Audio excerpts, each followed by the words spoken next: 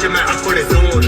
ਕਾਰਾਂ ਥਾਰਾਂ ਰੂਬੀ ਕੋਨਾ ਸਾਰੀਆਂ ਆਪਣੇ ਕੋਲ ਦੇ ਟੀ ਬਰਫ ਬਰੈ ਬਸ ਕਾਲੀ ਐ ਬਸ ਕੋੜ ਦੇ ਵੱਲ ਨੂੰ ਪਾਲੀ ਪੈਕ ਪਰੇਡ ਪਤੰਦਰ ਕਰਦੇ ਛਕਦੇ ਸ਼ੌਂਕ ਨੂੰ ਗਾਲੀ ਗਾਲੀ ਐਸੇ ਢੇਲੇ ਨਹੀਂ ਉਹ ਛੁੱਟਦੇ ਵਿੱਚ ਪ੍ਰਾਈਵੇਟ ਜੈਟਾਂ ਉੜਦੇ ਹੁੰਦੇ ਕੰਮ ਜਾਂ ਹੌਲੀਡੇ ਤੇ 6-6 ਮਹੀਨੇ ਨਹੀਂ ਉਹ ਮੁੜਦੇ ਆਵੇ ਹਿੱਟਰਾਂ ਦੀ ਨਿਕਲਦੀ ਜਾਨ ਬਿਨਾਂ ਗੱਲ ਤੋਂ ਮਿੱਤਰਾਂ ਦਾ ਨਾਮ ਬਦਨਾਮ ਬਿਨਾਂ ਗੱਲ ਤੋਂ ਕਰੀ ਜਾਂਦੇ ਸਾਰੇ ਸ਼ਰੇਆਮ ਬਿਨਾਂ ਗੱਲ ਤੋਂ ਜਦੋਂ ਘਰੋਂ ਨਿਕਲਾਂ ਸਟੋਰੀ ਪਾ ਕੇ ਨਿਕਲਾਂ